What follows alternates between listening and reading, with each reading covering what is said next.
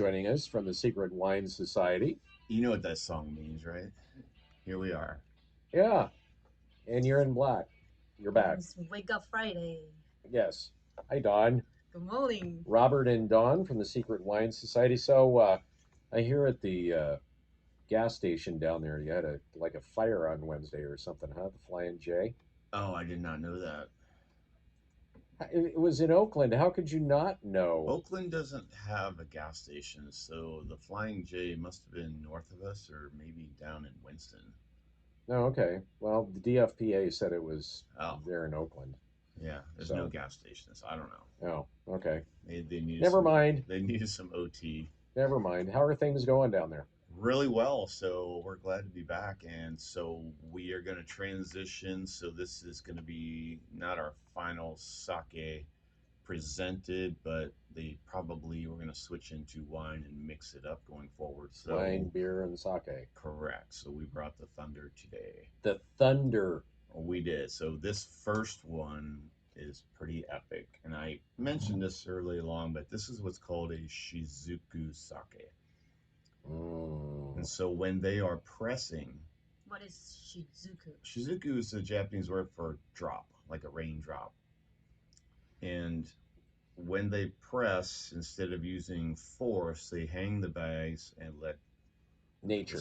Yes. Gravity. Which means the yield is a lot lower, right? Because you're not squeezing the bag at all. So you're not squeezing that sake juice out of it. No. So this has been milled to 32 is the polishing rate.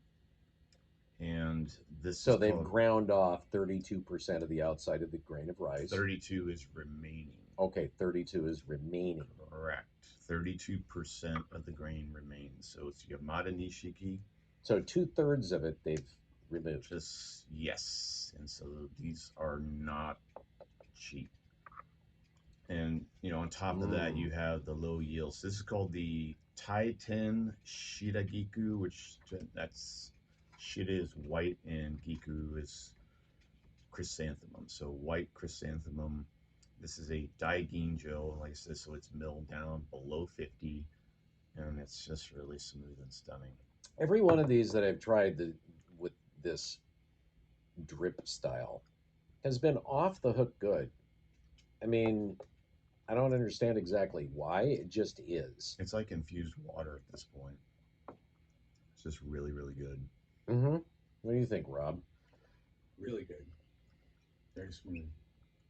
Yes, smooth is a good word for it. So is this something, now you've served this a little bit chilled, and that's the other thing, some of it room temperature, some chilled, some heated up, some all three or both.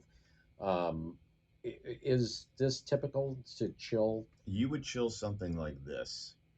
Remember I said that the domestic market for Nihonshu in Japan peaked in 73. They are sending us their nicest stuff. They're not sending the grocery store level stuff, which is about 70% of the market over there. Doesn't mean it's bad, it's just not expensive stuff. And this is something you would see in a sushi shop because you would have this with fresh fish. It's not something you would have with, let's say, steak. And you can have, remember the cowboy Yamahai, things like that. So it's designed to be chilled. It's a very nuanced sake. It's something that you would see in a Japanese restaurant. But as you guys seen, there are so many different types, and they're trying to break that association because honestly, their market is the wine drinker. And here in this country, people think I only drink sake when I go eat Japanese food. Right. And so they're trying to break that. Now, this is one that they also serve it in Chinese restaurants, which I've always thought was weird. And so that's what we want people to know. So start trying more sakes. And some of these, like the drip sake, they are expensive. It's something, especially if somebody else is running their credit card, you definitely want to try it.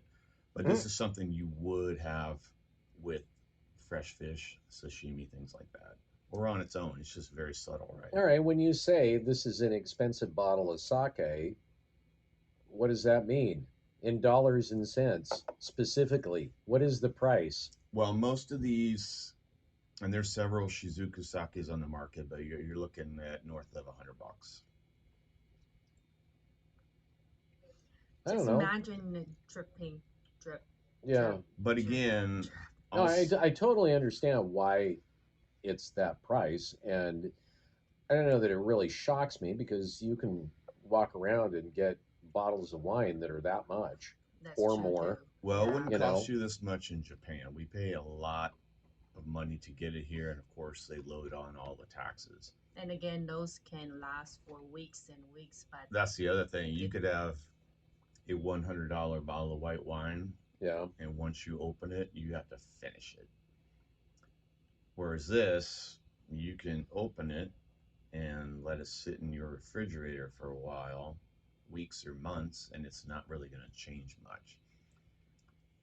This is this I like this better because when I was down at your shop, I think it was Drops of Heaven or Drops from Heaven, Yes, was divine droplets. Divine Droplets. I like this better than I liked that, and I really liked that. Yeah, and that's another Shizuku sake, correct.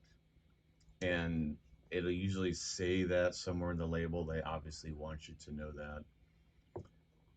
Um, yeah, so look for that word. If it's not on there, if it's $100 bottle, it's probably going to be a Shizuku sake.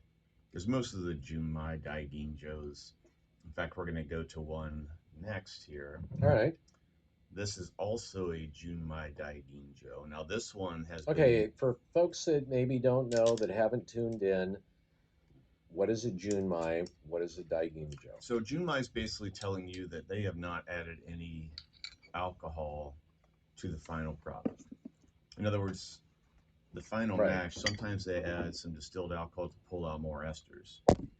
Now, this one, the Shizuku, is designed for competition. It's not a Junmai, so they've added a little bit of distilled alcohol to pull out and make it a little more nuanced on the aroma.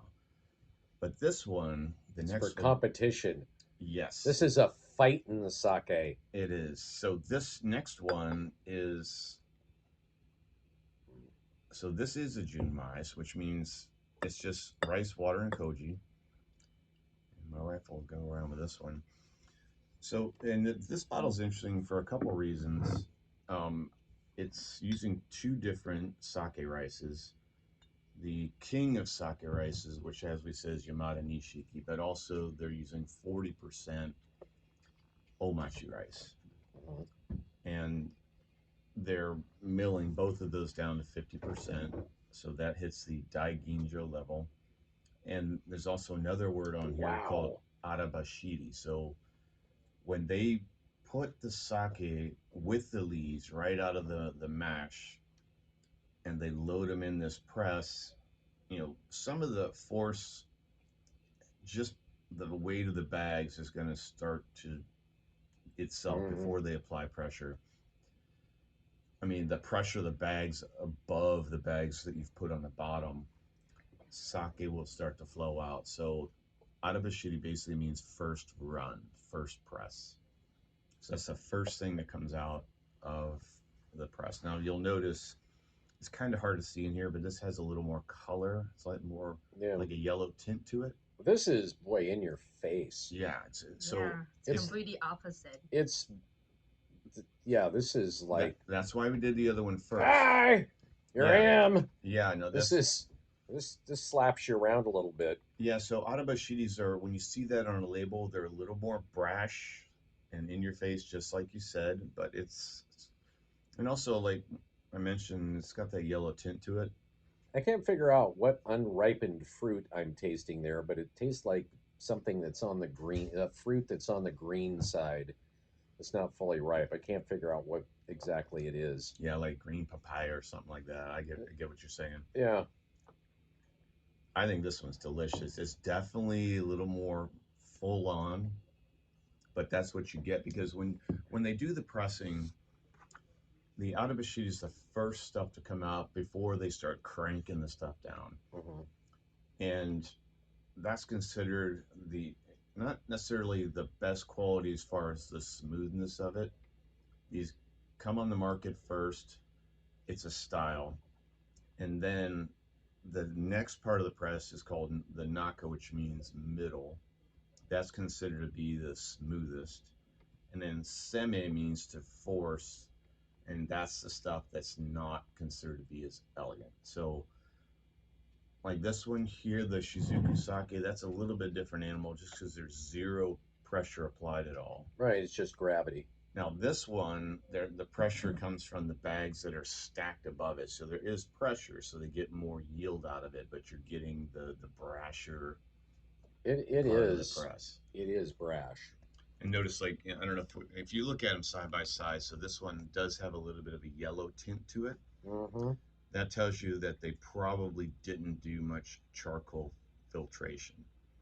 In other words, that they'll put some charcoal in there to clarify it, and they probably didn't want to do that. They're going for that brash style, so you don't need it to be so clean. But I really like this one. This would go This with almost polar dishes. I was going to say this to me. I like, I want something spicy with this. I was thinking some python would be great with this. Oh yeah, Burmese python. Yeah.